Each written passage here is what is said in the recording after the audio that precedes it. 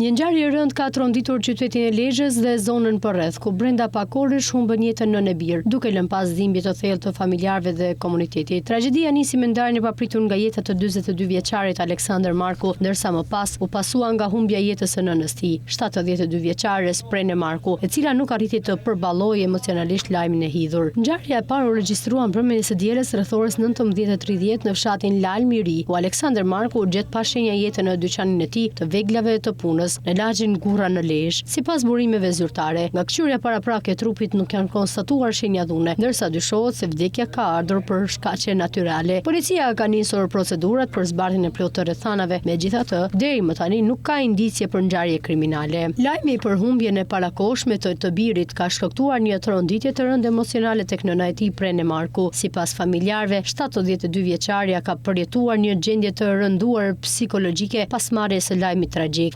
Pak më vonë ajo u gjet pa shenja jetën në ambientet e banesës së saj, duke thelluar edhe më tej dhimbjen për familjen dhe të afërmit. Ngjarja ka shkaktuar reagime të forta, ku familja Marku njihej si e qetë dhe punëtore. Banorët po ashtu shprehen të tronditur nga humbja e dy fishë dhe nga mënyra e papritur si u zhvilluan ngjarjet brenda një kohe të shkurtër. Trupat e pajetën nënë e birë janë dërguar në Institutin e Mjekësisë Ligjore në Tiranë, ku do t'i nënshtrohen ekspertizës mjeko-ligjore për të përcaktuar me saktësi shkaqet e humbjes së jetës. Ndërkohë, autoritetet po vijojnë veprimet procedurale për dokumentimin e plotë të rastit. Kjo ngjarje e rëndë rikthen vëmendjet e pasojat e rënda emocionale që mund të sjellin humbjet e papritura familjare, si dhe nevojat për mbështetje psikologjike.